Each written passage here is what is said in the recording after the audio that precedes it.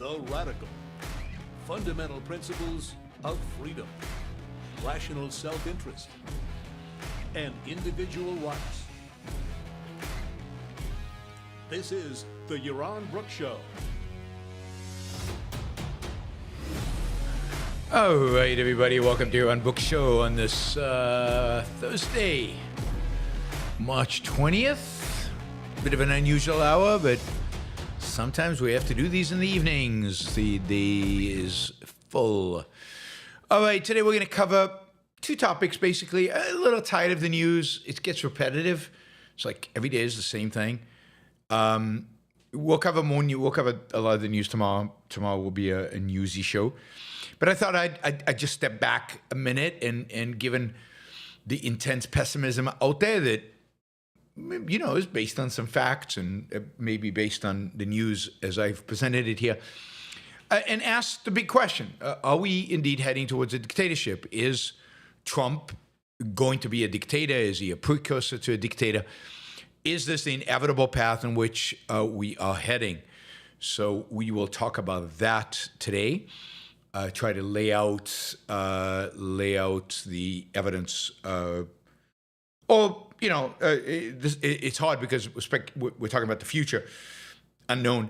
We'll lay out kind of the evidence for dictatorship or not dictatorship. We'll see where it takes us. And then I don't know if you know this. I didn't know this, but today is World Happiness Day. World Happiness Day. So I hope you were happy today, because it is World Happiness Day. You're supposed to be happy today. But one of the things that happens on World Happiness Day is that the various, happiness organizations out there report to us, and the mainstream media reinforces this. Which countries are the happiest countries in the world and which are not? Scandinavia, super happy. The rest of us, not so much. The U.S., given our wealth, downright miserable. So I thought it would be a good time to just look a little deeper into these happiness studies. And in particular, there was a good article today by Josh Monk, M-O-U-N-K, Josh Monk about happiness and about happiness studies and about the happiness rankings and what actually are they measuring? What exactly are they doing? Today is also Hitler's birthday. Okay, it's random fact and irrelevant, although relevant, I guess, to dictators, but not very relevant to happiness. Other than the fact that he's dead, that's relevant to happiness. In the meantime, I'll remind you that you can ask questions. You can ask me anything, really anything you want, all the things that are bubbling up in you that you would like to ask about me. Well, no, it turns out it's not Hitler's birthday. All right, so forget it. Forget what I said. Not your algorithm was wrong. Anyway, I will remind you to ask questions. Again, you can ask me about anything you want, about the topics we're talking about today, or anything in the world. I will try to answer. I can't answer everything because I don't know everything, but I'll try. Finland is supposedly the most happy country in the world. You can ask me why, although I might talk about that when we talk about happiness. And yes, we can talk about anything. So it's an opportunity for you to shape the show, ask questions, and it's also an opportunity for you to value for value, exchange value for value. I do these shows.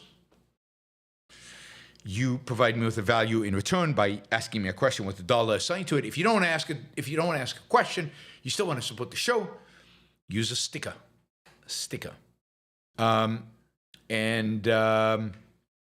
So go ahead.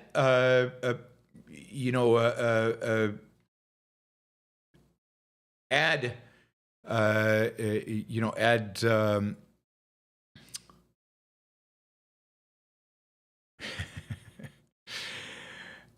add your questions. Jonathan just asked me a whop of a question, but I've got an answer for it. But you'll have to wait. You're not going to get a quick answer from me. It has to be a considered answer, and we're going to have to check out the evidence. I might have to pull out a few websites on that one. All right. No. All right. I'm ignoring the chat. Ignore the chat. No, you guys are all wrong. Yeah, but it shows. It's so the question Jonathan asks is which country has the hottest women, and yeah. I mean, everybody has their biases here. I guess I'll reveal my biases later in the show. We should do a kind of a lighthearted show about hot women and hot men and stuff like that, just to break it up a little bit and just have a little bit of fun. If maybe somebody could sponsor that show. Sponsor a show for $1,000 where we just have fun, where we don't talk about anything serious, and just have a blast. You're getting closer, guys. You're getting closer. Yeah, Blaze has it. All right. All right. Let's start. How are we going to go from that to dictatorship? You're destroying me here, Jonathan. You're really making this hard.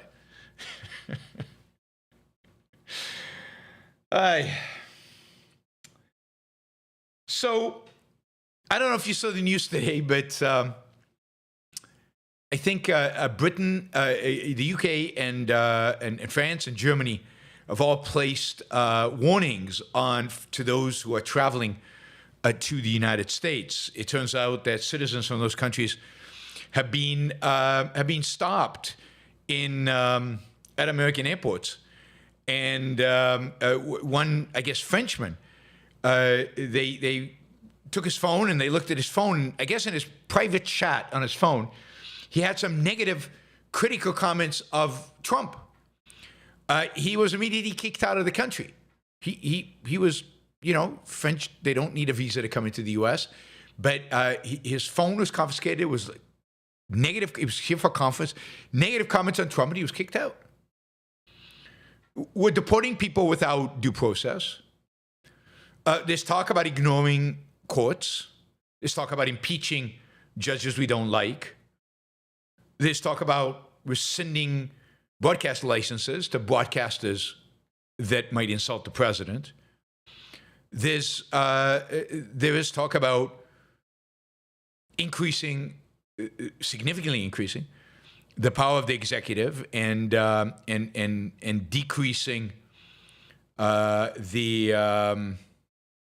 decreasing the power of the judiciary. We're already seeing that. Trump has mentioned, and many of his supporters have reaffirmed this, that he will run again in 2028 in spite of the Constitution saying you can only have 2 terms. The military brass has been completely replaced with what one has to conclude are Trump loyalists, people who are first and foremost loyal to Trump and maybe only secondarily loyal to the Constitution.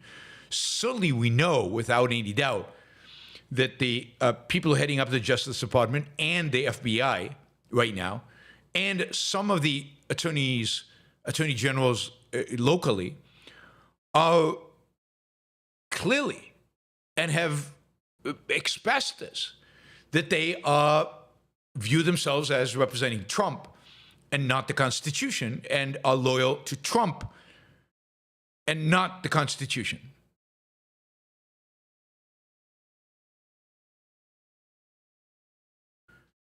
So, are we heading towards a dictatorship? I mean, add to all that the fact that Trump admires dictators. I mean, his strategy of negotiating with Putin is to basically give Putin everything he wants. He hasn't started negotiating with Xi, but it's hard to see how, what exactly the negotiation with Xi is going to look like. We know he had a bromance with the brutal dictator of North Korea. I mean, he really likes these guys. He seems to like Erdogan of Turkey, another strongman authoritarian. And, he has said things that suggest that he would like to be a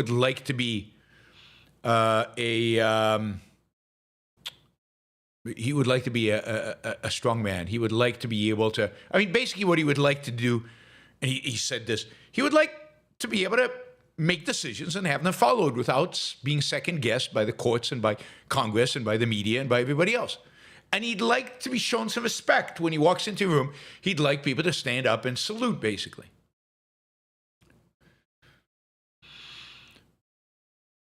So does this all suggest that we're heading towards a dictatorship? And again, add to this the fact that there is a real phenomena out there of Trump zombie syndrome.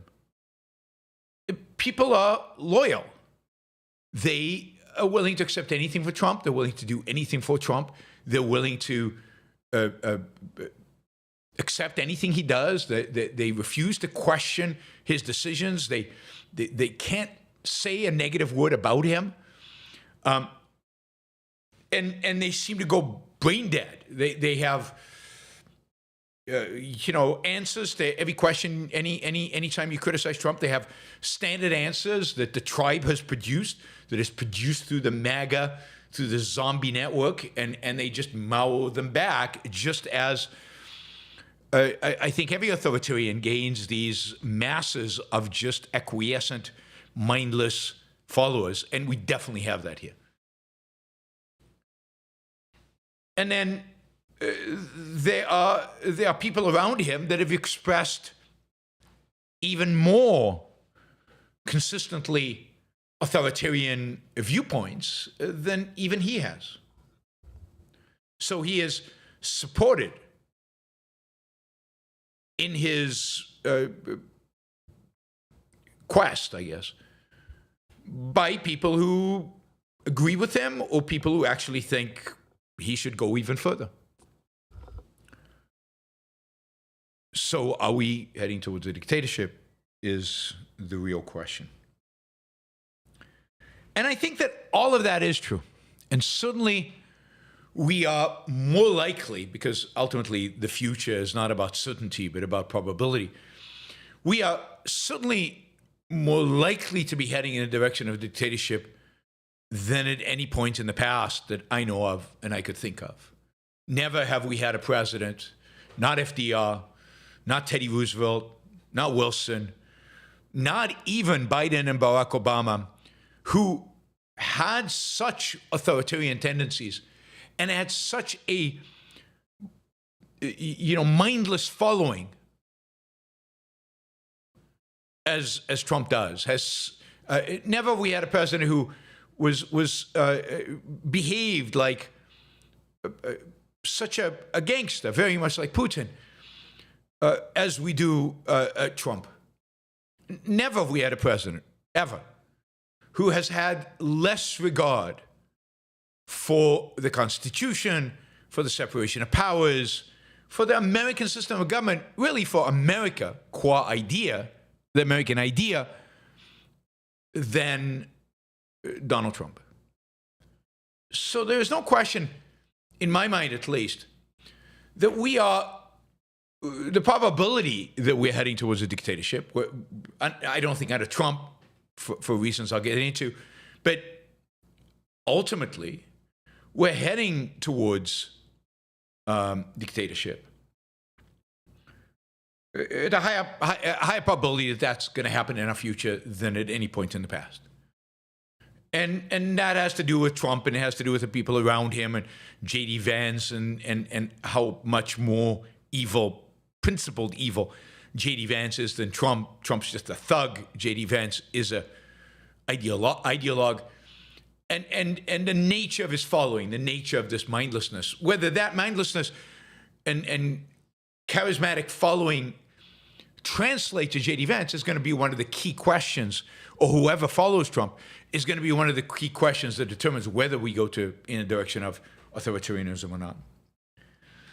But I think my conclusion, even given all of that, is that it's still highly improbable that the United States becomes a dictatorship I don't know, over the foreseeable horizon, let's say over the next, what are we now? Let's say over the next 12 years, the next this president and the next one, or maybe even over the next 20 years. Well, I think the probability is it's possible.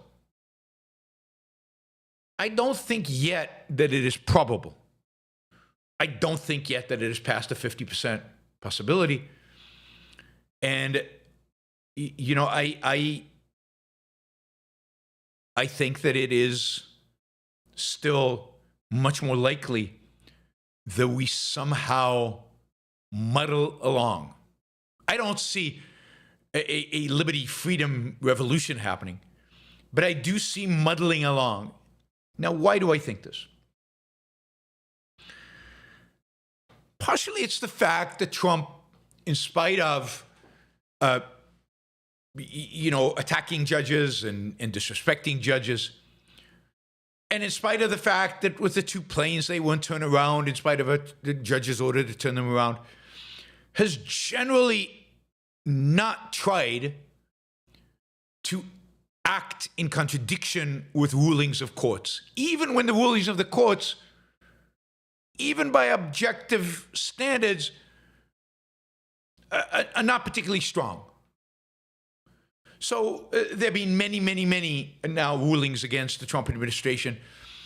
In basically all the cases, they have followed the rulings and appealed, and they will go to higher courts. And so far, in spite of all the rhetoric, in spite of everything, the Trump lawyers and the Trump administration, and even the Trump Justice Department, as despicable as many of its members are, seem to be willing to follow the courts, follow the rule of law, appeal, and take many of these cases to the Supreme Court and see if they win or lose. And when they do lose, like they lost the Supreme Court, the $2 billion that had to be paid out of USAID to previously executed contracts, I think they paid. So, yeah, 2 planes didn't turn around. There's some ambiguity there. They were already in the air and so on. But they haven't sent more people to El Salvador. They haven't deported more people since the judge stopped the deportation. So I definitely think you could argue here that the Trump administration is not making aggressive attempts to circumvent judges' views. Indeed, they seem to be following them. They seem to be appearing in court, making arguments, not very well necessarily, but making arguments, going to the appellate courts, filing appeals, and at this point even asking the Supreme Court to give some guidance to the lower courts in terms of whether they're behaving appropriately or not. Because there is a constitutional question about whether a local court, a local federal court, can put together a national, what is the word that is escaping me? But basically a halt to an activity on a national scale when they're only local. Or is that just an appellate thing? More courts have ruled this way under Trump than any other president, and he's only been in office for 2 months. He's also done more to upset the courts. So, but there's a constitutional question here that the Supreme Court should answer, and an injunction. Thank you, Bonnie. So it is completely legitimate.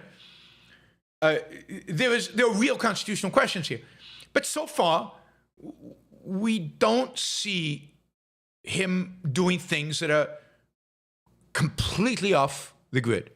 Now, it's true, a lot of the executive orders are, again, questionable. Putting in play the Alien Extradition Act when there's no active war going on is questionable. And of course, hopefully that'll go to the Supreme Court, appellate court, Supreme Court, and they'll rule that it is indeed inappropriate. But we will see. Maybe I'm not an expert on that law. Maybe, in spite of the fact that it's only been used 3 times in war, maybe there's a reason to use it here. It seems dubious to me. but let's see what the courts decide. Some of his other rulings have been, overly sweeping, ignoring Congress's will. Although even here, it seems like they are going to try to go to Congress to try to get legislation passed. We will see. So they are being tentative. They're not yet have the audacity, the certainty, the conviction to actually go full-blown authoritarian. Why that is, we can speculate. The other thing is, when Germany went for Hitler, there was almost no resistance. The German public just accepted. They basically just rolled over. Some of it was fear initially, but a lot of it was just acceptance. Things had been bad, and what the hell, let this guy try. Let this monster try. And as Dr. Peikoff explains in Ominous Parallels, educationally, they had been conditioned to prepare them for exactly this. I just don't get that sense from the American people. They're not quite ready for a dictator. They're not going to go quietly into the night. They're not going to just follow orders. They're not going to just line up and do what they're told. There's still a significant element of this country that opposes Trump. In spite of having the best polling numbers ever for Trump, his favorability rating is only 47%. His unfavorability rating is over 50%. So there's still a majority of Americans, or at least 50% of Americans, who don't like Trump. And I think most of those people would resist Trump becoming an out-and-out authoritarian. And even among the 47 who support Trump, if he really took that extra step, I'm hopeful, I'm guessing, and hopeful, but in a hopeful way, that many of them would rebel against him. There is a significant number of intellectuals, not intellectuals on the far left who are panicking and hysterical and just flipping out over Trump, but a significant number of center left, center right, or even conservative intellectuals who clearly oppose Trump, who constantly make arguments against Trump, and so far have not been silenced and have a real following. They're not just voices in the dark. They're not just in the middle of nowhere. They really have followings. And some of their following, just like some of my following, voted for Trump. But if it came really to Trump is not becoming a dictator, authoritarian, would those people turn against Trump? I think they would. We've seen that with some of you who voted for Trump, I think, and are now regretting it. If he became an out-and-out dictator, authoritarian, moving in the direction of dictator, I think more and more of you would regret it. There still is a deep respect for free speech. While it is eroding, it will erode. Trump would want to erode it. I think the courts have been pretty good on free speech. And again, until I see real evidence that Trump is going to ignore the Supreme Court, I'm pretty confident that the Supreme Court defending free speech is going to be respected by the powers to be, at least by Trump. Now, J.D. Vance, who knows?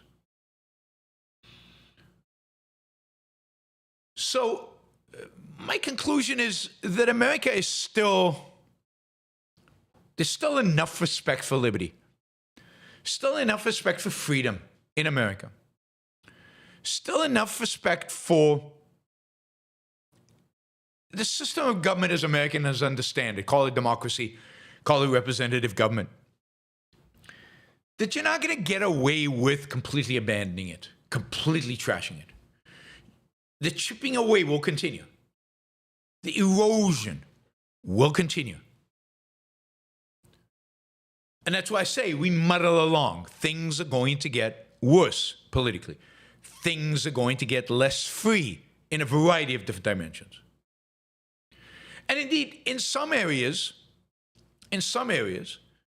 and mostly by accident, Trump will do good. And those are the areas in which he will, because of the people he's appointed, increase economic freedom. Those are the areas that will flourish. Those are the areas that will be good. Those are the areas that will be successful. And, maybe some people will learn something from that. So while I find the Trump administration an abomination, while I think he is probably the worst president in American history, both in terms of character and in terms of action, and I find his foreign policy to be truly despicable, I just don't see America succumbing to dictatorship.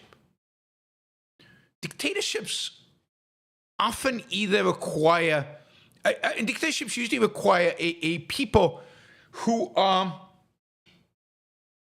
either supportive of the dictator, enthusiastic about them, as often is the case among populists in Latin America. There's mass support, and a significant majority of the population wants this guy to rule over them, at least for a while. Or the population is passive, uneducated, as would be the case in, when the communists took over Russia, and I'm sure in North Korea and other places.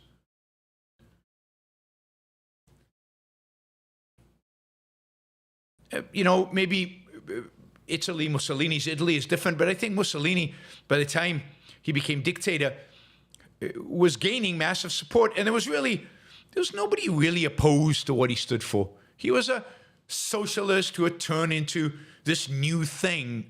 Really, he was the first, called fascism, but it was really socialism with a strong man.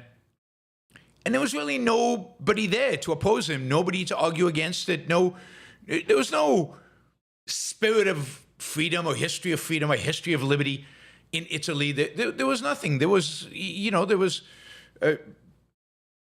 Italy had been, until very recently, just a series of city-states and occupied territories by the great powers.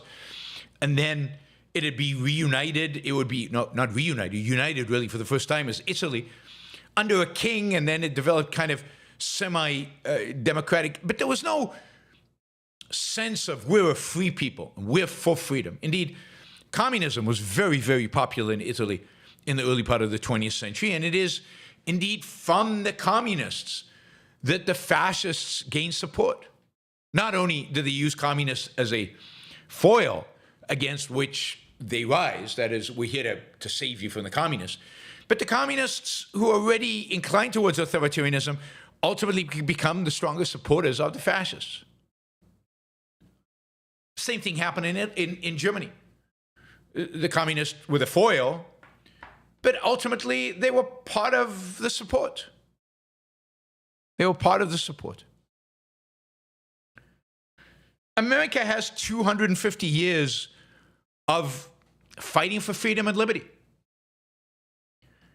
And while it is absolutely true that our understanding of what that means, of what constitutes freedom, what constitutes liberty, has eroded dramatically. We don't really understand it. We don't know what it is.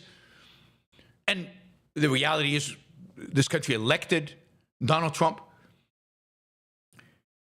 It's still going to be very difficult for Americans to accept the defeat of their system and to hand it over to a dictator. And I just don't see Americans doing that. I think as cowardly as our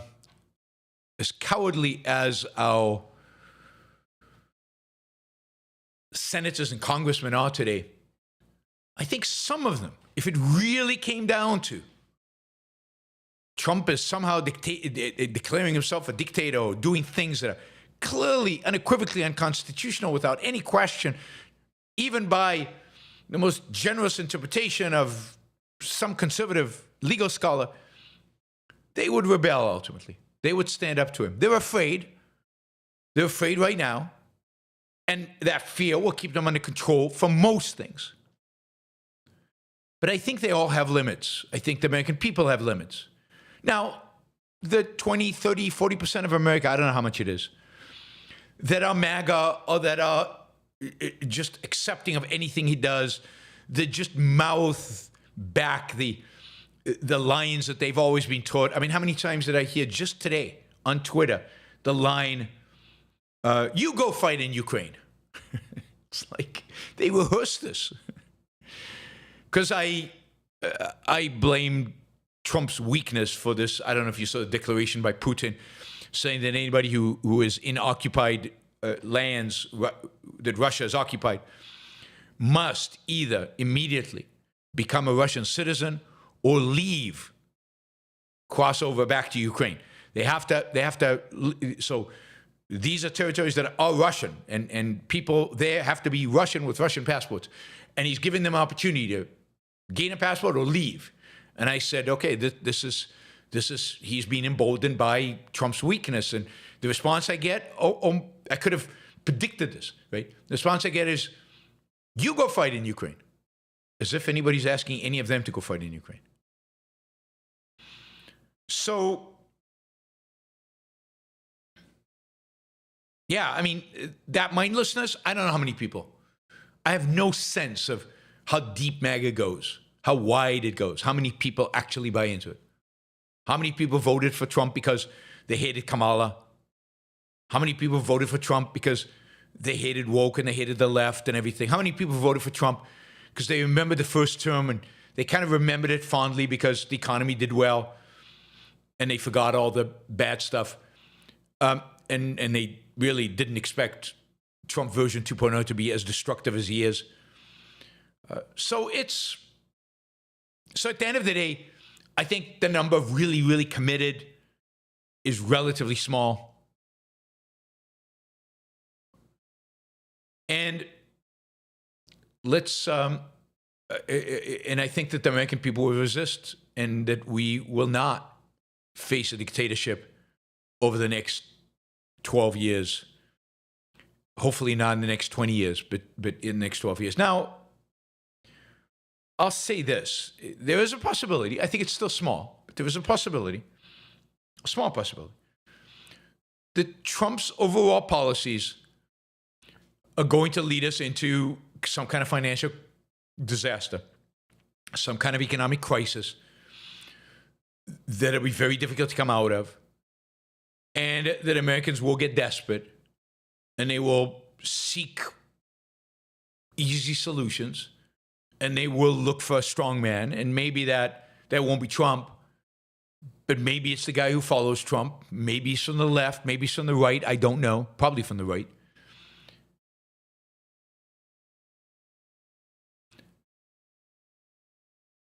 We will see. We will see. So I think the thing to watch is whether he listens to courts, particularly the Supreme Court, the appellate courts and then the Supreme Court, and to see kind of how Congress aligns if that happens. What happens in Congress if he ignores the Supreme Court? So far, there is no indication that that is what he's going to do, ignore the court, although there are people in his sphere, in his influencing him, who would like him to just ignore the court. I don't think Trump wants to be that. He wants to be, but I don't think he's quite willing to take that risk. Now, 3 years from now, who knows what happens? I don't know, but I don't think he's willing to do it now. And I don't think he will just during this administration. I think it's one thing to say district courts don't have authority over this, which in some cases might be true. And a completely different thing to say the Supreme Court has ruled in a particular way and we're ignoring it. And I really don't see, that happening yet. But we will see. We will see. There's still a significant residue of Enlightenment, ideas, Enlightenment spirit in America. It hasn't all gone. Now, they're chipping away at it. It will go ultimately. It will go ultimately. The collectivists are chipping away at it. The nationalists are chipping away at it. And ultimately, their goal will be to sacrifice the individual to the collective. And for that, they will ultimately bring forward a dictator. I just think we have still have time. We still have time. All right. Let's shift to somebody completely different and a lot lighter. So today is World Happiness Day. And typically around this day, the media reports on this study that comes out every year, the World Happiness Report. World Happiness Report, this is amazing. That ranks countries based on happiness. This year, as has been true in the last few years, all the happiest countries in the world are in Scandinavia. In particular, Finland. Now, Finland technically is not Scandinavia. The Finns freak out if you say they're in Scandinavia. They're not related to Scandinavia. To Swedes, Norwegians, and Danish. Their language is completely different, and in many respects, they don't. Anyway, but for our purposes, geography-wise, yeah, they're part of Scandinavia. So Finland, followed by Denmark, Iceland, and Sweden. I don't know why Norway is not here. Norway, by far the richer of those countries, is not on the list. So Finland, Denmark, Iceland, and Sweden are the 4 happiest places on planet Earth. The United States, on the other hand, which is a country that is far richer than any one of those countries in terms of GDP per capita, even adjusted for purchasing power, in terms of size of home, type of car, any measure of just wealth, stuff that we have. The United States is richer. The United States is in 24th place out of 147 countries. And it's somewhere between Lithuania and Costa Rica. Like, that's the level of happiness in the United States. Lithuania and Costa Rica. That's pretty bleak. Pretty bleak. Now, I don't know how many of you listening are from Scandinavia. I guess this time of evening, probably none of you live, although I'm sure many of you are listening, after the fact, because I know I have a lot of people listening in Europe. But I've been to Scandinavia a few times, quite a few times. Been in Denmark a lot, Norway a few times, Sweden a little less, but I've been to Sweden. I've been to Finland a couple of times.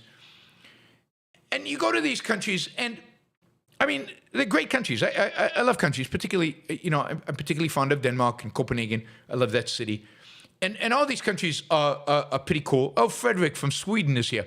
That's good. So he'll be able to verify or confirm or not what I'm about to say.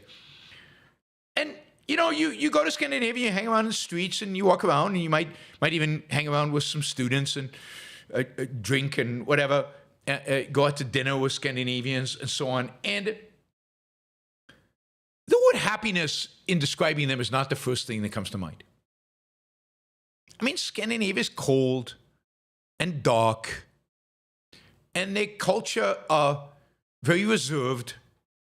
They're not particularly expressive emotionally. They're kind of uncomfortable socially. If you read Scandinavian fiction, particularly if you read their, crime novels. Oh my God, I can't think of a darker culture anywhere. They are not.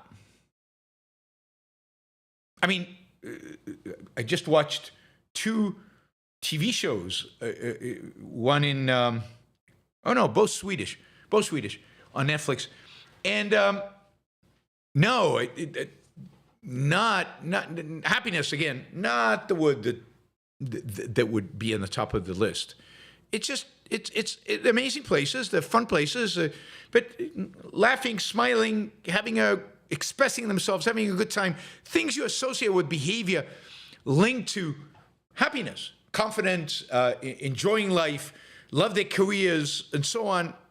Very reserved, very duty-oriented, do stuff. Anyway, what's going on? What is going on? Well, in order to figure out the conundrum about this incredible success of the Scandinavian countries in this World Happiness Report, you have to go to the report and figure out, okay, what are they actually measuring? What are they measuring? Well, it turns out, I mean, you'd think there'd be like a whole questionnaire and some objective measures and subjective assessments and some kind of algorithm that tests all this. And no, it's one question. One question. Here's the question, and I want you all to think about how you would answer. Please imagine, and by the way, the sample sizes are pretty small, but here's the question. Please imagine a ladder with steps numbered from 0 at the bottom to 10 at the top. Suppose we say that the top of the ladder represents the best possible life for you, and the bottom of the ladder represents the worst possible life for you. If the top step is 10 and the bottom step is 0, on which step of the ladder do you feel you personally stand at the present time? Now, this is called the control ladder. Now, notice what it doesn't ask. It certainly doesn't ask about happiness. What it's asking is, given what you can imagine are the possible outcomes in your life, where are you right now relative to where you think you could be at this point in time? And if you're not particularly ambitious, and if you don't have big goals, and if you are not surrounded by people who've achieved maybe great things, then it's likely that you say, 8, 9, this is it. But let's say you're ambitious, and you know what's possible, and you're striving, and you assume you're going to do better in the future, and you think the best life is something grand, you might say a 5 or a 6, because I'm still heading to the best.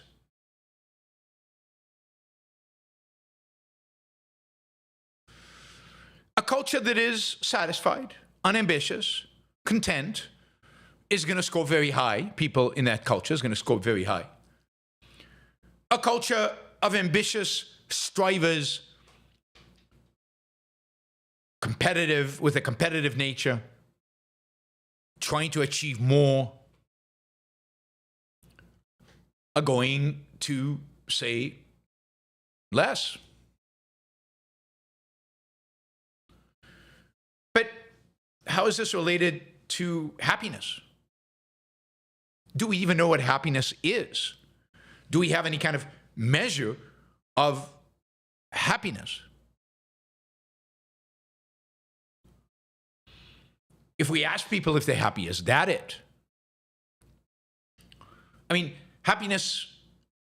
if happiness is a state of being that results from the achievement of life-affirming values, then, how are you going to measure that? And how many people actually are self-aware enough to know?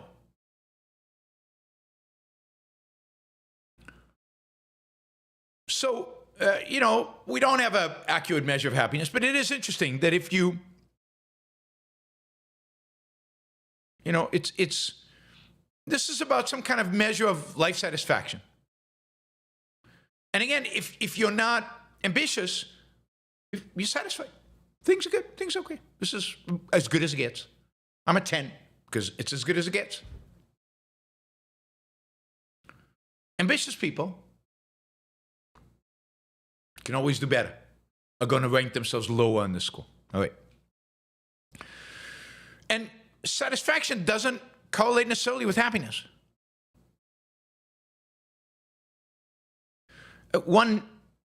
Just one obvious example of this is, you'd expect that countries, places where people are truly happy to have very low occurrences of real mental health problems.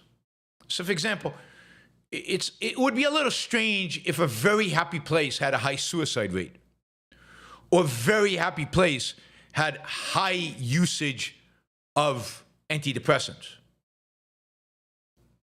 And yet, Scandinavian countries have some of the highest suicide rates and highest antidepressant usage rates of any country in the world. I mean, Finland and Sweden persistently experience some of the highest suicide rates in Europe, and they rank in the top 5 EU countries in suicide, according to at least one statistic. So it doesn't seem consistent. You can't have high suicide rates and be happy. Doesn't make any sense. Now, it turns out that if you change the measurements, so there are two scholars. This is from this essay by Asher Monk, The World Happiness Report is a Scam, is a sham, not a scam, a sham, because they're pretty open about what they're measuring. Anyway, two economists, Danny Blankenflower and Alex Biston, they put out a recent paper where they actually use different measures, like 8 different indices. They didn't use one metric of life satisfaction. They used 8 survey questions, which have been used in different countries around the world. The first 4 of these questions measure different dimensions of positive effect. They're based on asking whether respondents experienced enjoyment yesterday, whether they had a good time, whether they smiled or laughed a lot, or whether they felt well rested. Again, I'm not sure we're measuring happiness, but it is interesting the kind of questions these people ask. The next 4 questions measure different dimensions of negative effects. They ask respondents such questions as whether or not they experienced sadness yesterday, or whether they worried a lot during the day. So this is a measure of anxiety. Whether they experienced anger, and whether they were in physical pain. And what they find is quite startling, I guess, if you're a big Scandinavia fan. While Denmark, for example, comes out like number 2 on the ladder test, it does really bad on the others. Indeed, when you measure it on the do you smile or laugh, they come out 111th out of 164 countries. They don't smile and they don't laugh. And if you go to Denmark, you can see that. And even on the negative effects about anxiety, they're 93 out of 164. So they don't exhibit the outward appearance of joy, and they seem to have a lot of anxiety, but they're the happiest people in the world. Because they're content, or because they're just accepting that this is life. Indeed, on this test, Finland, the number 1 country, falls to 51st place. And countries like Japan, Panama, and Thailand, where people smile all the time. That's why I'm a little suspicious of this measure, because people are smiling constantly in Thailand. Now, maybe it's because they're really happy. But, I mean, if you want to get the best service in the world in terms of hotel, restaurant, stuff like that, Thailand is the place. I mean, they're constantly helpful and smiling and friendly and amazing. Right? So Japan, Panama, Thailand, very happy, according to this other metric. And in the United States, what you find is there's really a lot of difference by state. Residents in West Virginia are pretty miserable. I would be too if I lived in West Virginia. They rank 101st out of 215 countries. They're about as happy as really poor places like Sri Lanka and Mauritania. But others do really, really well. Hawaii, yeah, I mean, how can you be unhappy in Hawaii? Minnesota, I guess it's not about the cold. North Dakota, South Dakota, Iowa, Nebraska, and Kansas. Other than Hawaii, all cold climates. Maybe you cold-loving people have something. I don't know. Maybe you're onto something after all. All at the very top of the list in terms of happiness. In terms of happiness according to this measure. Again, not a particularly good measure, but a very different measure than the other one. Anybody want to guess what the happiest country in the world according to these measures? You know, smile, laugh on the one hand, you know, exhibit joy, and on the other hand, negative points for anxiety. Which country has the best in terms of that study? Anybody want to guess? Finland? No, Finland's 51st. Finland drops to 51. Canada? No way, Canada, no. I mean, DPRK, the Democratic Republic of Korea. No. Brazil, huh? I don't know where Brazil ranks. I need to look that up. Korea, no. Nigeria, no. South Africa, no. U.S., no. China, no. China's close. Spain, no. This one is actually pretty cool, and it's a country I've never been to, which is kind of sad. Taiwan. Like China, but free. And I think that's right. I mean, my sense of the Chinese was vibrant, positive, energetic, friendly, even individualistic. But of course, they're in China, so they're unfree. And it's Taiwan, according to these measures, again. Generally, 34 U.S. states have higher levels of happiness, according to this other measure, than Finland. So look, I mean, none of these studies mean much, right? None of these studies mean much.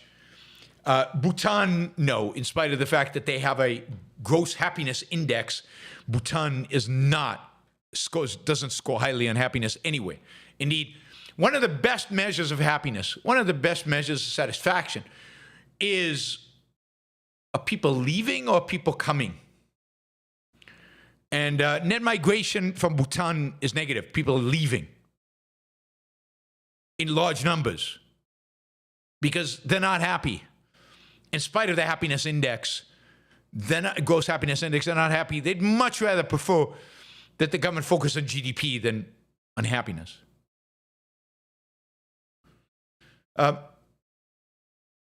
So, I mean, all these studies are ridiculous. None of them actually capturing the essence of happiness in a world in which we don't really define the term. You know, you can't really expect good results from any one of these. But it is interesting. It is interesting to see how the questions, the way you ask the questions, the way the question is framed, will determine what it actually are you measuring. And how much people attribute to this latter question, how much they're willing to go with, and how mindlessly the media just accepts this. I mean, how many times have you heard happiest places on earth, Scandinavia, Finland, happiest place on the planet, all based on one very, very, very suspect study. Suspect, not suspect, just in a sense that it's dishonest. It's completely honest. In a sense that what it's measuring is something completely different than honesty, than happiness. Sorry. Yep.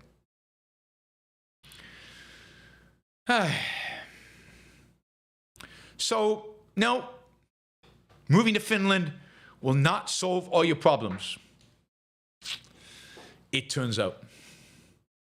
This was just a fact that came out in the Yaron Brook article that is not related to happiness, but is kind of an interesting statistical fact. I've heard this. I've read this elsewhere, and I think this is true.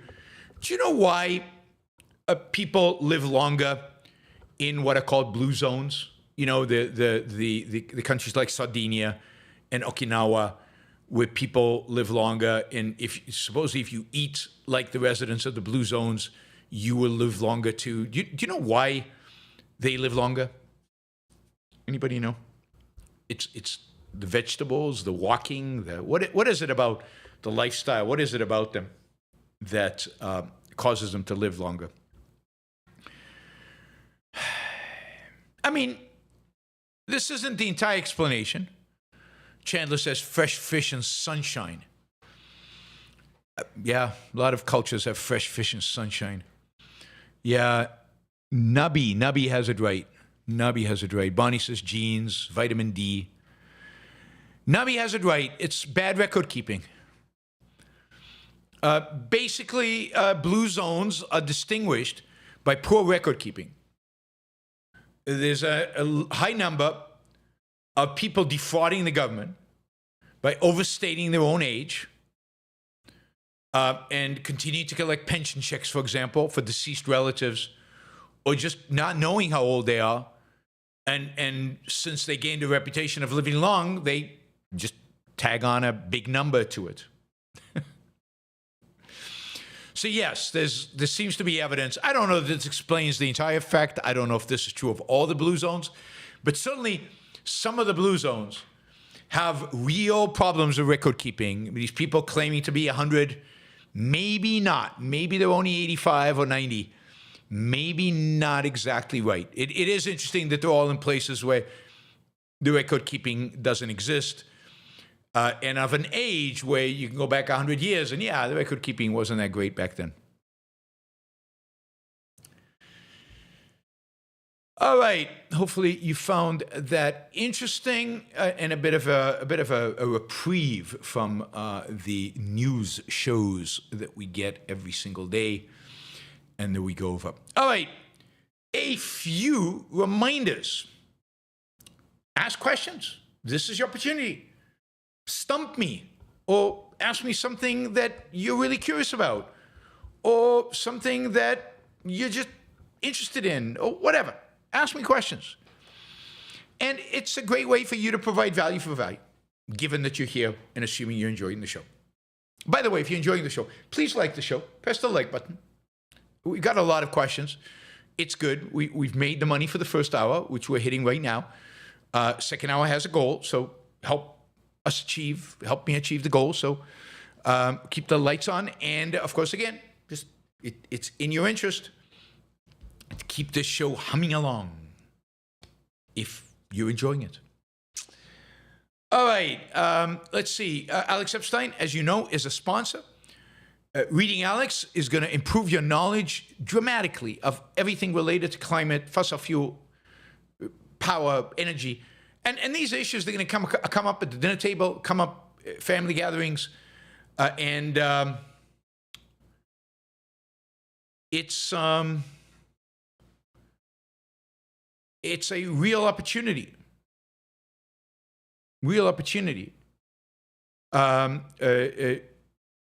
to enhance your communication skills and your knowledge about issues of the day. So sign on. It doesn't cost you anything to sign on to Alex's Substack, alexepstein.substack.com. Follow Alex. And then, of course, the Ayn Rand Institute is looking for individuals who might want to attend OCON but don't have the money, students, somebody studying objectivism seriously. Apply for a scholarship. It's a great way to attend OCON. And OCON, God, it's so much fun. The people, you're surrounded by 500 people who share your values, basically. The faculty, amazing people, and a large faculty. I think this year we're going to have a lot of speakers, a lot of interesting content. And so the content of the lectures, and you get to meet the faculty. And yeah, you get to hang out with really cool people for a week. So, and this time it's short. It's 5 days, the 1st to the 5th of July. 4th of July in Boston. An amazing time to be in Boston. So I highly recommend going to OCON. Apply for scholarship. AynRand.org/start here. AynRand.org/start here. And finally, those of you who would like to support the show on a monthly basis, it is what makes the show possible. This is a listener-funded show, and all kinds of perks associated with the different levels of sponsorship. At $250, you get a one-on-one with me once every 3 months. At $500 a month, you get a one-on-one with me every month. At different levels, at 100 and above 25, you get to participate in the AMAs via video, and different levels have different levels of perks. So please, Patreon, try it out. Great way to support the show on a monthly basis. All right, should we jump into the questions? Let's jump into the questions. Lost a lot, yeah. Okay, let's see. We always start with the highest denominated question, and that is Jackson. Jackson says, I'm happy to hear about the Department of Education. Trump signed an executive order basically shrinking it dramatically with the intention of doing away with it. However, if the Supreme Court eventually rules that Trump can do that, do you think it potentially gets us closer to dictatorship through state education, i.e. national education in MAGA states? Well, I mean, that is definitely a possibility, and that's why the fight is not over the Department of Education. The fight is over state-run education. The fight is over government education of any kind, any level of government. I think that he can, what he's done so far, he probably can do. What he did today, he probably can do. It hasn't shrunk that much, but it is a big step towards freeing up states to determine their own education standards. Now, it's true that some MAGA states, and DeSantis has already come out and says how much he loves this because now he can really get down and dirty and shape education the way he wants it to be shaped.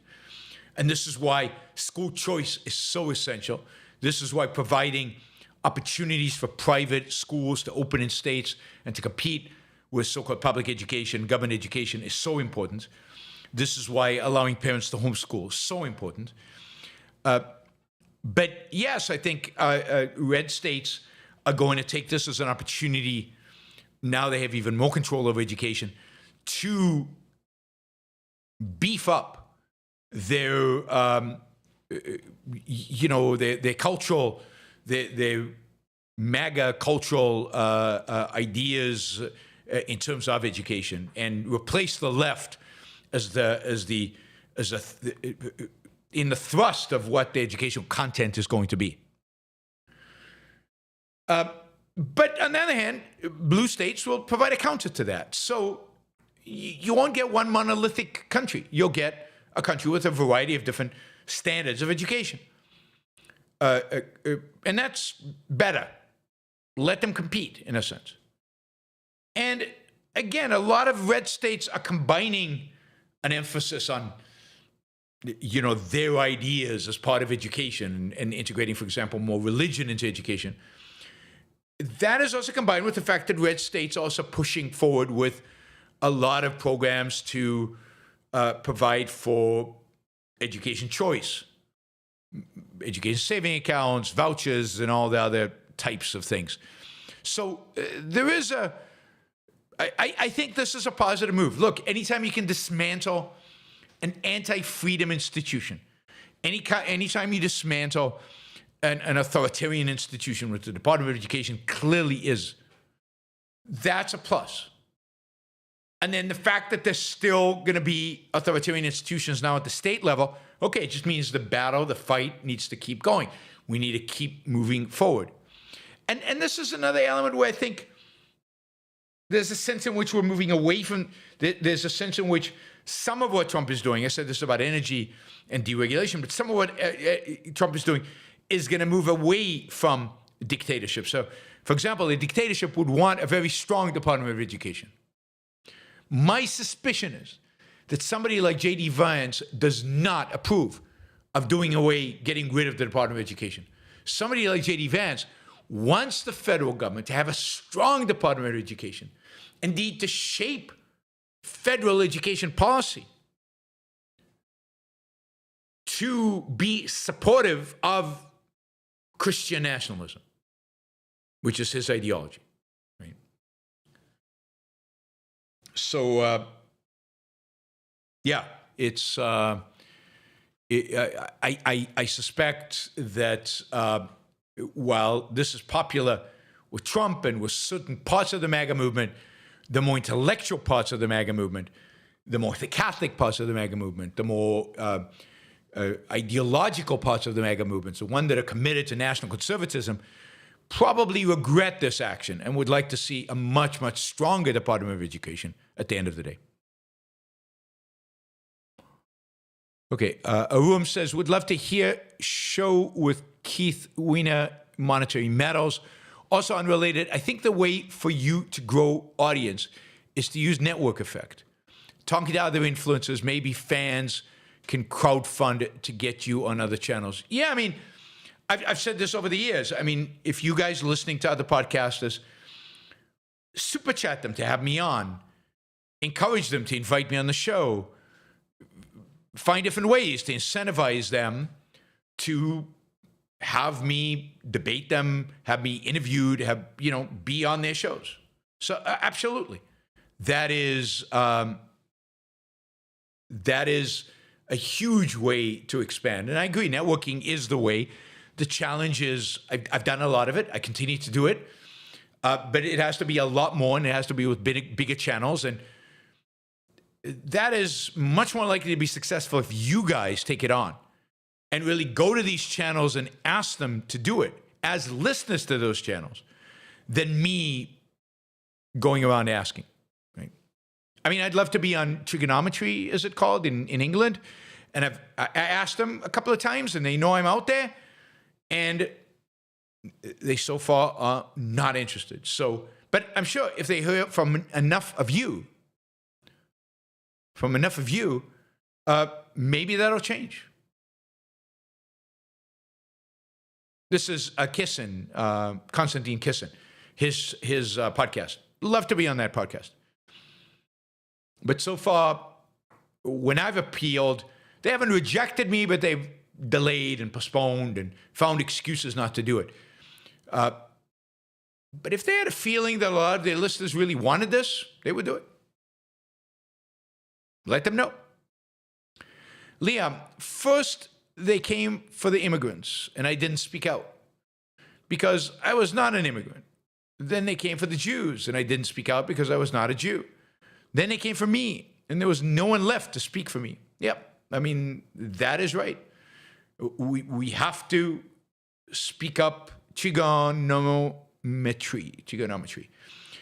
I mean, we have to speak up against these actions of the Trump administration. They're truly horrific.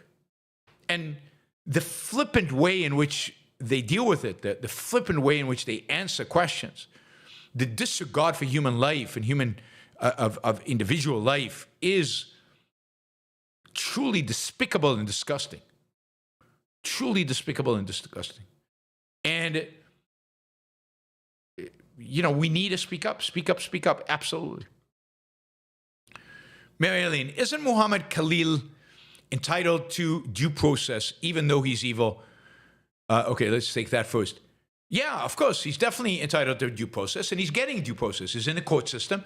I think right now the judge has ruled that it should be adjudicated in New Jersey rather than in New York. I'm not sure exactly why, but it's been moved to New Jersey. He is going to get his day in court. But the law here is, at least the law that applies to him, is immigration law. Has he violated the immigration statutes? And you could argue, and certainly I would argue, that immigration laws are wrong and problematic, although I do think some laws respecting whether you can become a citizen or not should be in place. But there is an argument to be made, and there's on one side a free speech argument, on the other side there's an immigration law argument, and there's a real argument to be made that he has violated immigration law.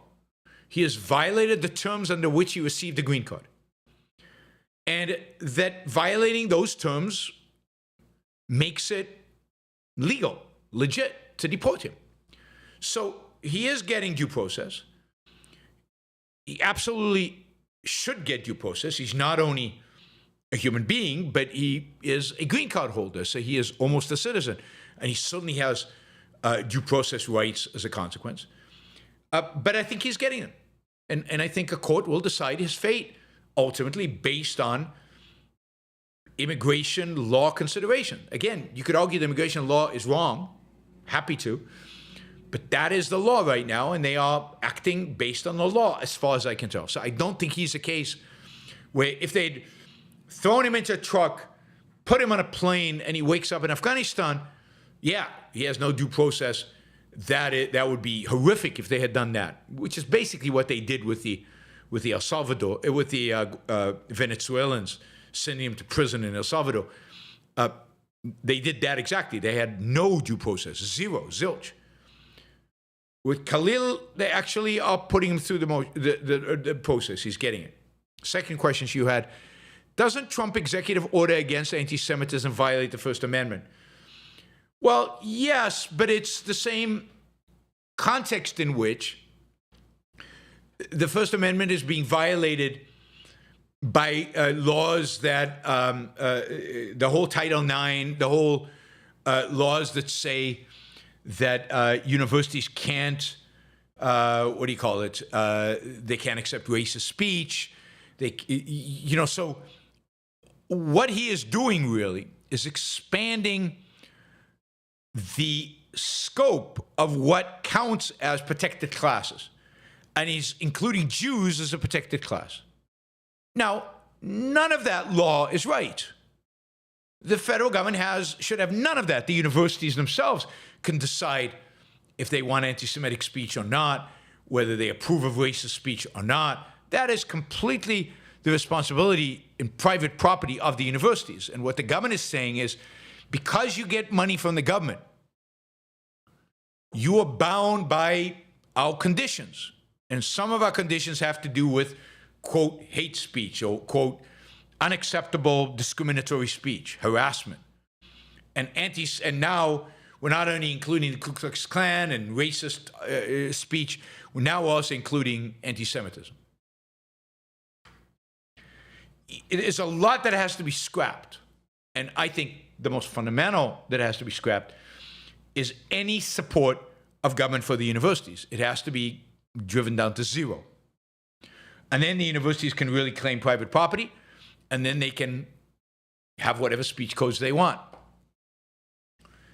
And then, of course, the whole idea that the government should be involved in what is discrimination, what isn't discrimination, certain provisions of the Civil Rights Act would have to be repealed. But that's not going to happen. So what Trump is doing is, under the Civil Rights Act, expanding the protected class to include Jews. That's my understanding. Steven says, do you think Donald Trump is saying he's going to run in 2028 just so he isn't classified as a lame duck during his second term? No, I think he says it because he would really like to. He doesn't see why he shouldn't. I think there's certain people around him encouraging him. And I think that he doesn't know exactly how it's going to happen, but he's hoping for some kind of constitutional miracle that makes it possible. And he might get to that point where he ignores the Constitution. And then again, we'll have to reconsider the dictatorship question. But he might get to the point where he says, yeah, I'm going to run to help, enforce the Constitution. and his generals won't enforce it, and the FBI won't enforce it, and his Justice Department won't enforce it, and Congress won't impeach him, who's going to stop him? And he might be counting on that. But I think he'd really like to run. Michael says, the true test is who the GOP will nominate in 2028. If it's Josh Hawley, would you consider leaving the country? Or if Trump approval rating sinks low enough by the end of this term, will they go with a normal candidate? Well, I think it's more likely to be J.D. Vance than Josh Hawley. And I don't think I would leave the country. Just intensify the fight, continue the fight. I'm not about to give up. I'm not worried for my own safety, and I'll be quite a bit older in 2028. But I'm not worried about my safety, and I want to keep fighting. So I have no intention to leave. Where would I go? So no, I don't. I can't foresee myself leaving because of any particular political candidate. Now, if it became clear that they were doing away with free speech and criticizing Trump or whoever the person was now deemed illegal, then yeah, I would leave. Maybe I don't know where I would go. Europe, South America, Taiwan. I don't know, but no, I'm not going to leave just because a particular person becomes president, even if I despise them. I already despise Trump, so what more can you be? Ali, why some people on the right, like Jordan Peterson, are diehard supporters of Elon? Well, I don't know. It's hard to really. I mean, they diehard supporters of Elon because Elon is a diehard supporter of Trump, because Elon is a successful rich guy who is putting himself out there to fix the American government somehow, because Elon comes across as, I don't know, Elon has traveled from the left to the right, like many of these people. And Elon has now embraced all the symbols of the right. He's embraced Putin. He's embraced even religion to some extent, at least almost to the extent Jordan Peterson has. He's embraced MAGA. He's embraced a lot of kind of the symbols and a lot of the what you need in order to be on the right. Now, I think somebody like Stephen Bannon doesn't trust him because he still fears that Elon is too independent-minded, and too much of an entrepreneur. But I think somebody like Jordan Peterson, I suspect he's enthusiastic by Elon's confidence, his success, and his embrace of all these right-wing cultural ideas. Jackson, speaking of Italy, if the Renaissance was the precursor of the Enlightenment, why did it happen in northwestern Europe instead? Was it the fall of Florence, Republic, and new Western Europe picking up on the Renaissance thoughts? I think fundamentally it happens in the Northwest because Northwest Europe is far more secular than Italy becomes by that point. So Italy goes through a period of the Renaissance where there is this liberating spirit of Greece and Rome, which secularizes much of society, secularizes the art, individualizes the art, exposes people to the ideas. But Italy still has this deep-seated Catholicism. Christianity is still deep-seated, particularly Catholicism, in Italy. And what happens with the Reformation, which is happening at about the same time, right, is that Northern Europe gets fragmented religiously. It gets, it becomes more a whole different sets, all different sets of cults. All different sets of cults with all different interpretations of the Christian theology, all, by the way, opposed to Catholicism. And the response in Italy is a counter-Reformation. The response in Italy, one symbolic example of this, is the Counter-Reformation. They send in artists to cover up the genitals of the figures Michelangelo has painted in the Sistine Chapel of the what do you call it? The day of what do you call it in Revelations? Where Judgment Day. I mean, it's a magnificent, horrific, but magnificent painting. And there were a lot of nudes there, male genitalia, and they all got covered up because of the Counter-Reformation. So there was an anti-individualism, anti-secularization movement in Italy that really made it difficult for, call it, free thinkers, and think of Galileo.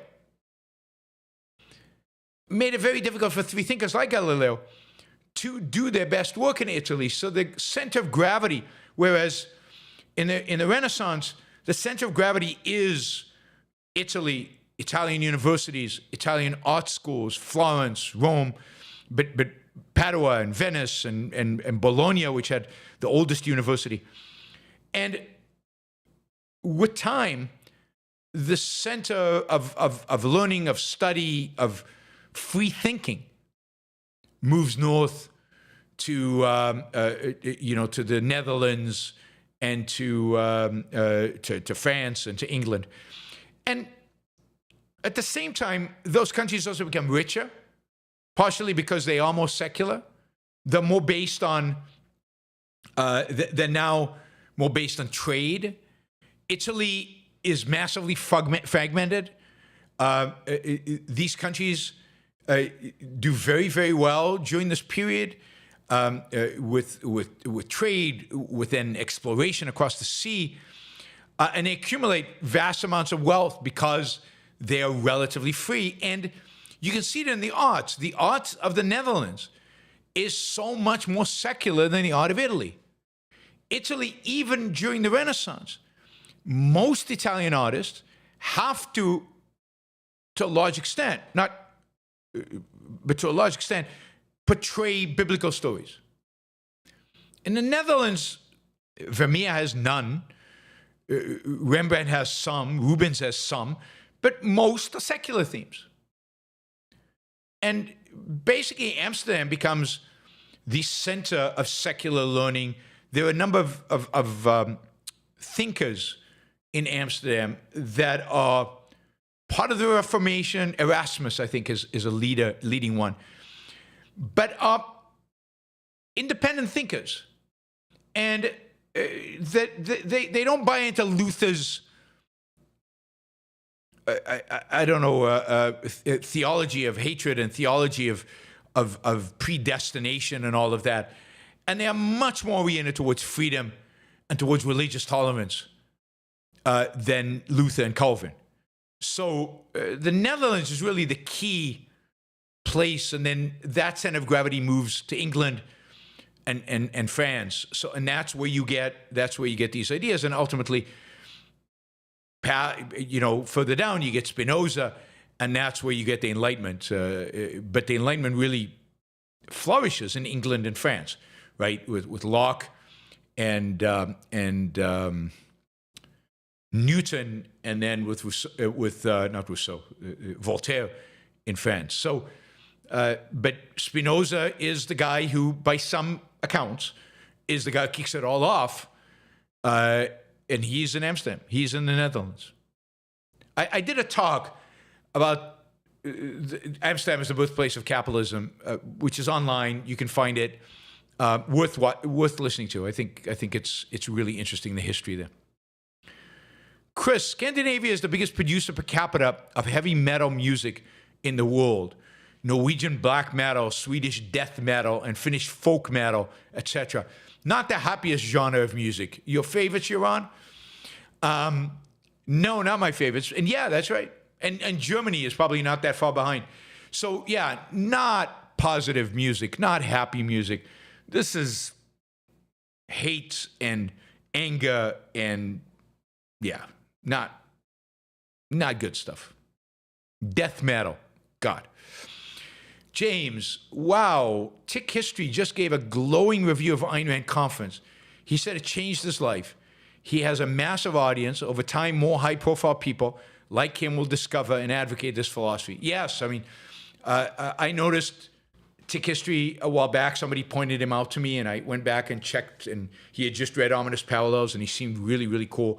I encouraged people at the Institute to reach out to him, and ultimately they did. And I think Nikos talked to him, and Tal talked to him, and they invited him to come to the Ayn Rand conference in Berlin, where he was one of the speakers, and he had a blast. I just watched the video where he reviewed the conference, and he had a blast. He has 490,000 subscribers. Now, sadly, he says he's burned out, so he's stopping producing videos for a while. I hope that while is not for too long. I hope he comes back. I hope he comes back re-energized. But the video was great. Part of what he said was he needs to really study Ayn Rand's morality, ethics. He wants to be happy, and he's not. He is riddled with altruism, with leftover altruism, and he needs to figure out how to get rid of it. So he needs to study Ayn Rand's morality, ethics. Maybe he should come to my seminar in London on how to be an egoist, how to be a rational egoist. Yeah, somebody should propose that to him. Maybe if anybody has a connection to him, send him the link to my seminar that's in a week on the 29th, September 29th. There are only like 3 spots left, by the way, guys. You can sign up on PayPal, but the best way is to go to my website, yaronbrookshow.com, scroll down to the calendar in March 29th, and there's a register link there, and you can register for the program. But it's on the 29th. It's going to be about how to apply egoism to your life, to your relationships, to love life, sex, career. It's just life, how to live as an egoist. It's going to be 4 hours, probably not more than like 14 people. And I think we're up to 11 or something. So there are only 3 places left. So please hurry, because we're capping it at 14, because I got a room for 15. 14 plus me is 15. So if you want to attend, please go do it now. I did not raise the price, so that if that was an issue, I kept the price at £250. Finally, what did I want to say? Yeah, if you know Tick History, then let him know about it. So maybe he can come. Maybe it'll be part of his rebirth, rediscovery. Jennifer, one can have a type one likes: tall, short, blonde, brunette, etc. But when looking for a relationship, those traits should not be the most important thing to look for, I would think. Yeah, no, absolutely. I think we have a type which is somewhat out of our control. It's kind of a subconscious thing. It's a kind of a value we develop pretty young, I think. And I think it gets refined over time, but and partially based on our experiences and so on. But ultimately, it's not a determining factor. It's just an initial attractiveness factor. Often you find that you're attracted to somebody because of how they look, a type, and then once you get to know them even a little bit, it's like, whoa. I mean, I don't want to have anything to do with them, no, they're nice, but I'm not really attracted to them because I know kind of their character and what they are. So no, at the end of the day, your lasting attraction, meaningful attraction, is to somebody's character and not to the way they look and not to the particular features of their appearance. But that doesn't change the fact that we all have a particular what did you call it? Types. That's right, type. Andrew, collectivists view happiness as an alleviation of perennial loneliness. Their loneliness is a feeling based on social reliance. Happiness eludes a collectivist. Loneliness is a feeling which you can't seem to cure. Thoughts? Yeah, I agree with that. I think that it's very hard. It's impossible for a collectivist to really be happy. They can, at most, alleviate the loneliness by bunching up in a group, but it's never going to satisfy them because they never get a sense of self. They never gain the self-esteem needed to be happy. Happiness requires self-esteem. Self-esteem is the value that leads to happiness. And of course, self-esteem requires reason and purpose and the virtues and all of that. But it's at the end of the day, self-esteem. You have to love yourself, self-love, in order to be able to be happy. You have to love who you are. You have to like who you are, respect who you are, be confident in who you are, esteem who you are. Michael, how is Trump different than FDR? I would argue FDR was far worse and we didn't collapse into dictatorship. No, I don't think FDR was worse. While FDR certainly was willing to push the Supreme Court to rethink the Constitution in order to get his way, and he was willing to pack the court. The Constitution allows him to pack the court, and was willing to threaten that. I think at the end of the day, when the court decided against him, he respected that. He was not as arbitrary, as whimsical, whim-driven. He was not as thuggish. His foreign policy wasn't as bad. It was not good, but it wasn't as bad. He didn't admire dictators. He didn't have respect for them. And indeed, as a war president, he was really good. And he understood that there was no such thing as Germany surrendering. There was, I mean, the condition was unconditional surrender.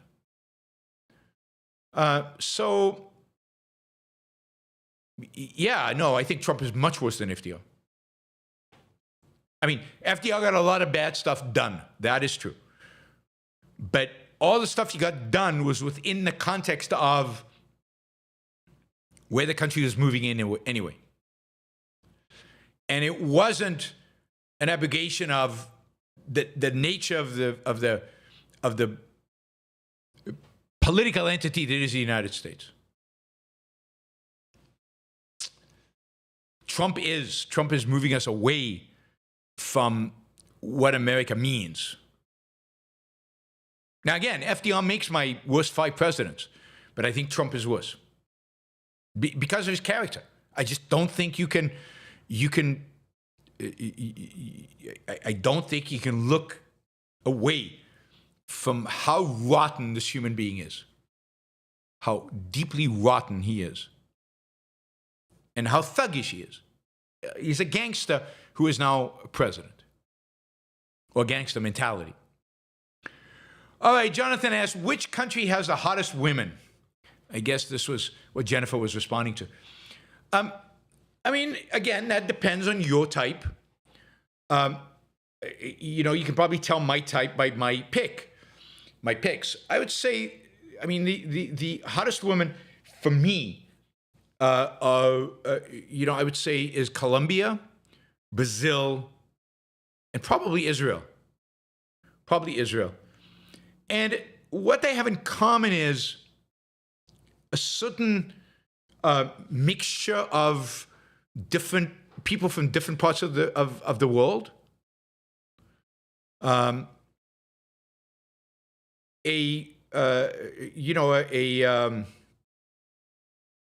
would you say? A slightly darker skin, which I find more attractive, again as a type, and what would you say more? How do I say this nicely? A feminine figure, you know, more a little curvy, right? Not the kind of you know, a little bit of hips, you know, breasts, you know, so the curves of a woman. So without them being exaggerated, but the curves of a woman. So you know, every time I go to Brazil, I'm pretty astounded by how beautiful the women are and how attractive they are. But I don't go quite as often to Colombia, but the couple of times I've been there, it's quite striking. Part of what makes Brazilians, and I think Colombians to some extent, is the mixture of, I don't know what you want to call it, ethnicities. There's some native Spanish or Portuguese and black slaves. So you've got, or black, maybe they weren't slaves. You've got all that mixture, and I'm big on mixture. I like the exotic. The exotic appeals to me. Asian exotic is really pretty. I find Asian women really, they can be really, really pretty, but a little too, I don't know, childlike almost, and they don't have the curves usually.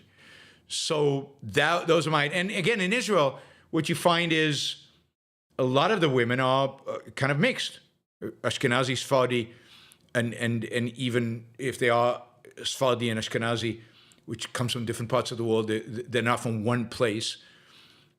So anyway, that's me. I'm sure you guys have different preferences. Is my wife exotic? Yes, definitely.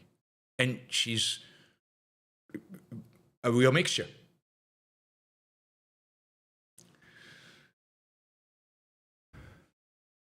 Ross. Hi, Yaron. Are you familiar with Michael Levin's work on bioelectricity, potentially a few decades away from instructing cells to regrow organs and limbs, reversing aging, then creating new organisms from scratch? Mind-blowing. Yeah, I think I've read about it. Yeah, I mean, it really is. The stuff going on in biology is just mind-blowing in terms of this potential we haven't really seen yet. It's not like AI, we're starting to see it. Biology, it's just really at the beginning, and over the next couple of decades, it's going to be a real revolution. I mean, this idea of being able to grow organs that are basically cloned from your own DNA, they're cloned from your own cells. They can now take a regular cell and make it into a stem cell, and then make it into a particular liver cell, kidney cell, something like that, and then grow an organ out. They haven't quite been able to do that completely, but that's what they're working on, and it's super, super exciting. If just these politicians would allow us to live that long and allow us to be free long enough, it truly could revolutionize biology and really allow us to live so much longer than I think any of us even imagine today. Hopper Campbell, can you have Harry Binswanger and Jason Rheins on to discuss the evaluation of Trump's first 2 months and likelihood of dictatorship? I mean, I'll have them on. I had Jason on recently. I'll have him on again, I'm sure, later this year. I'll have Harry on again later this year. I think I know their evaluation. I think Jason Rheins would say likelihood of dictatorship very high relative to, I guess, me at least, or higher than I think it is. Harry would probably be more aligned with my position. But Jason is much, much, much more anti-Trump than I am. And I am very, very, very, very anti-Trump, as you know. And Jason has good reasons. So, we'll get Jason back on, and he can talk politics. Although, as I said, you can ask him there about the dictatorship, and I'm sure we'll have Harry on soon as well. James, why is the left not as good at establishing authoritarianism as the right? They control the entire bureaucracy and every intellectual mechanism in every Western country. Maybe they don't want it. No, I think that, well, there's a sense in which maybe some of them don't want it. But, I mean, here's the thing. Communism, which is what the left is all about, has been thoroughly refuted.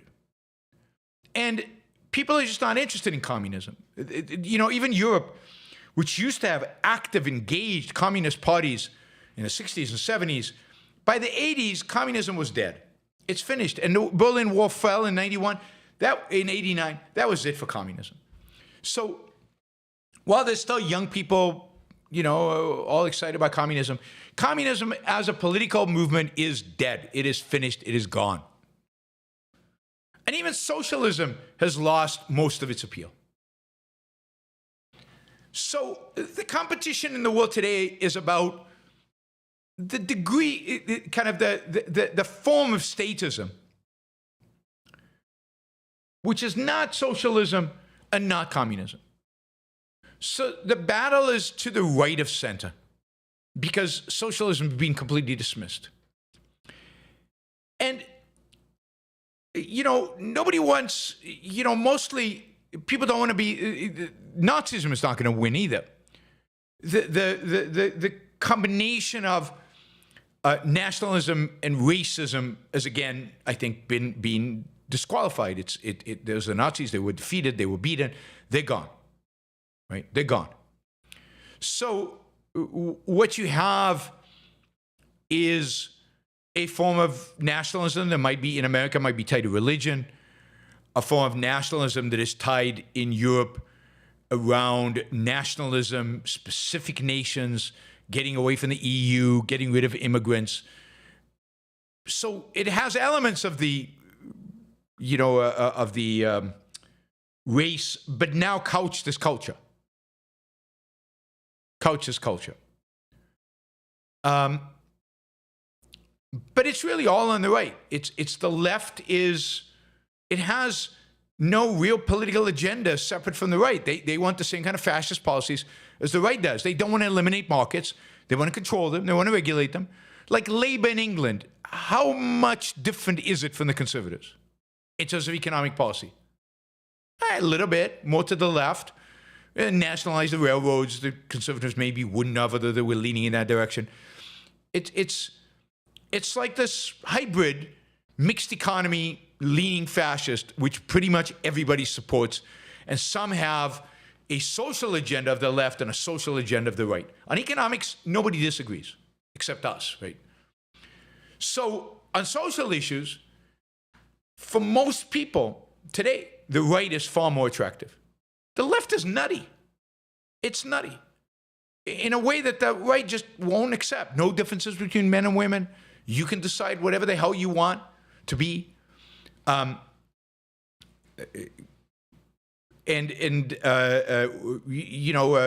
We must all sacrifice for the least able, who are defined by race, and no, but we rejected racism already.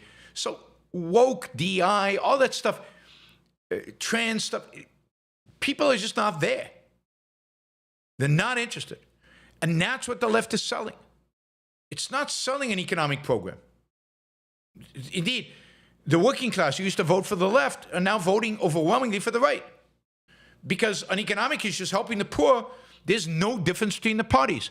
So the only thing that differentiates Democrats from Republicans, fundamentally, is social issues.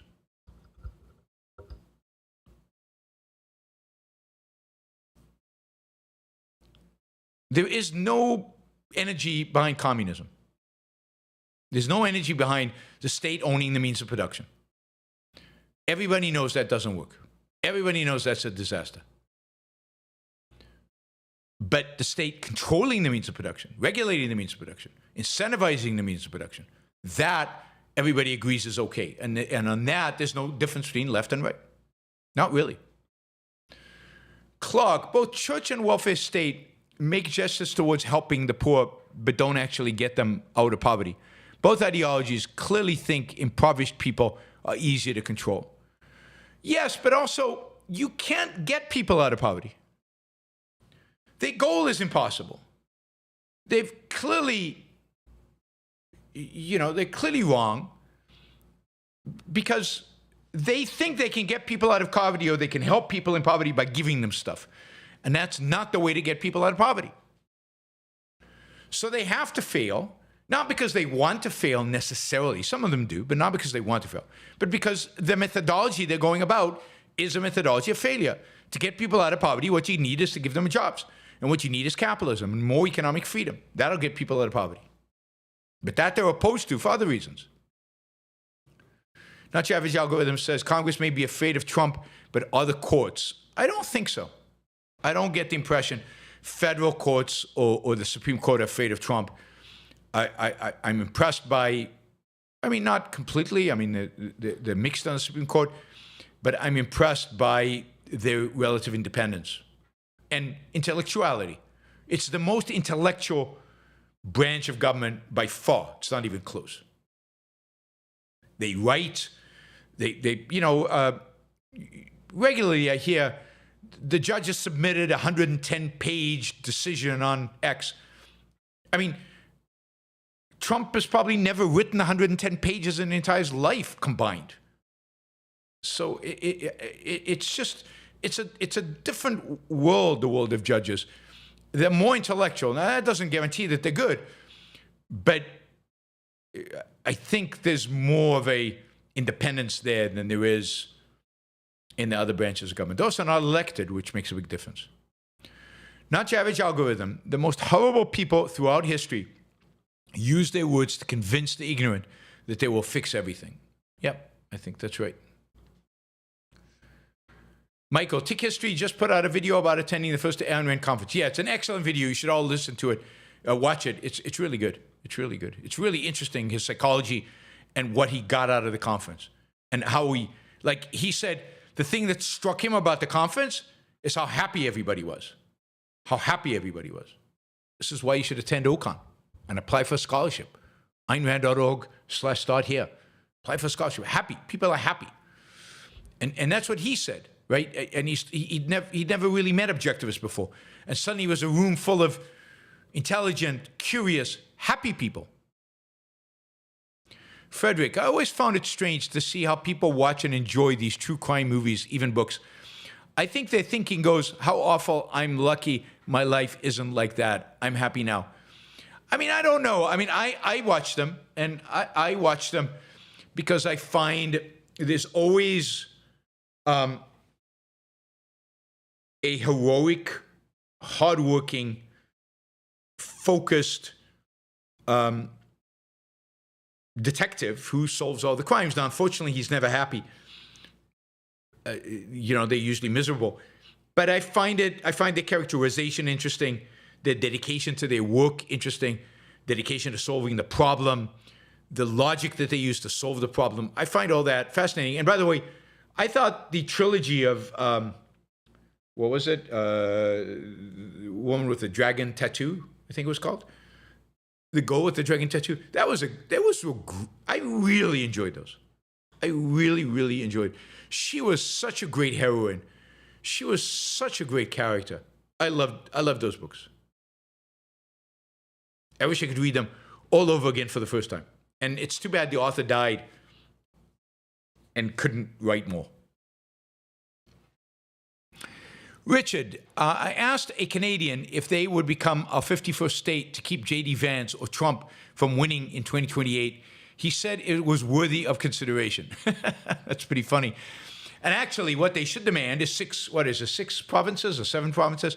Each province should become a state. That's what they should demand. And in that case, yeah, they would completely change the composition of American politics. Frederick says, your world happiness section of the show was especially thought-provoking.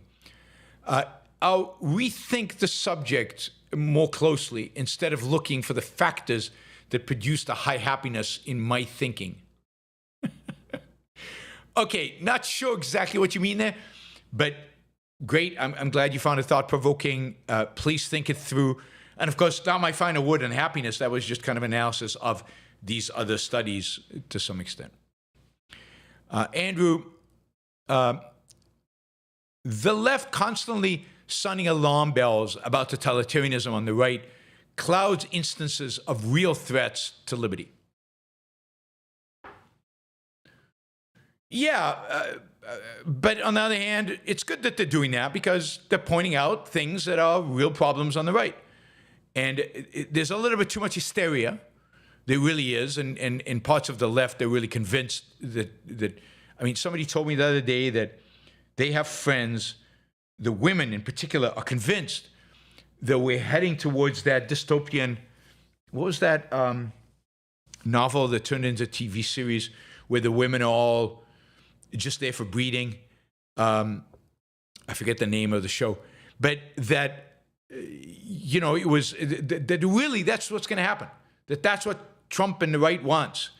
And that we're heading in that direction of complete authoritarianism where women won't be able to own property, the handmaid's tale.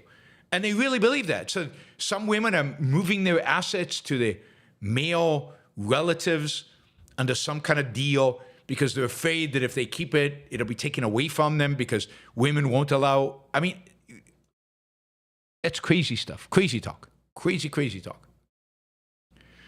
Ian, are you how happy are you in Puerto Rico asking for a survey? I'm happy. I'm happy pretty much everywhere I am.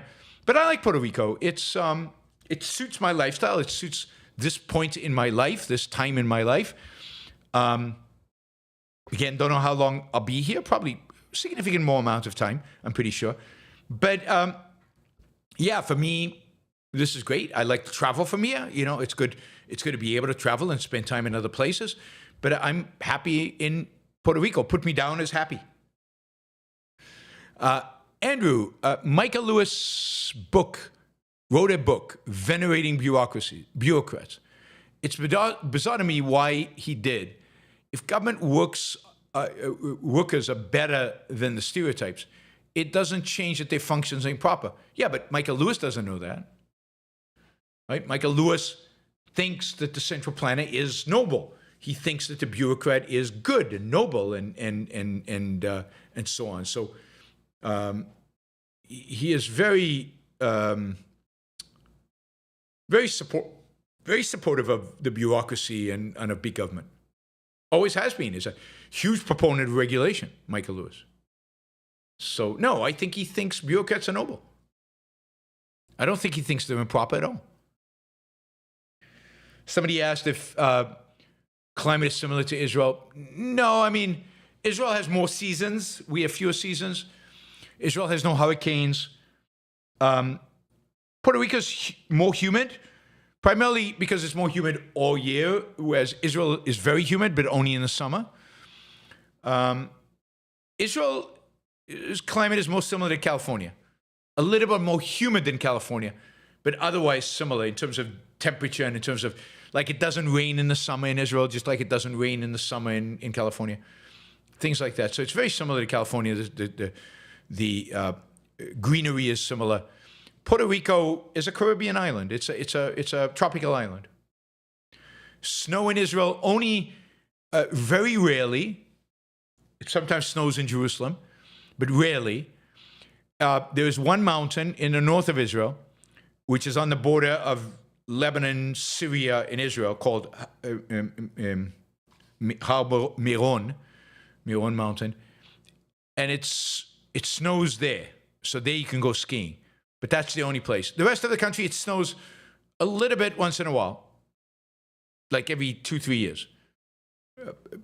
Some place that never snows, like Tel Aviv, it never snows in Tel Aviv. Never snows in Eilat or in the south. But in Jerusalem, it can snow. And in the Galilee, it can snow. But again, rare. Yaron, you forgot to comment to Keith. I don't know if I'll ever have Keith on the show. Maybe. I have to think about it. I don't like commenting on other people, but all right. What do we want to say? I don't like commenting on other objectivists. We can all judge people's works ourselves, and he seems to be doing quite well. I don't think he needs my exposure to my audience necessarily. All right, everybody. I will see you tomorrow for a news roundup, a news show at 3 p.m. I think 3 p.m. Eastern Coast time, 2 or 3 p.m. One of those 2 hours, it'll be a news roundup. So we'll catch up on the part of education, a bunch of other things by then. Reminder to those of you not subscribers to subscribe. Reminder to those of you not yet monthly supporters to go to Patreon and become members and enjoy the perks that membership provides you. I will see you all tomorrow. Have a great night. Bye, everybody.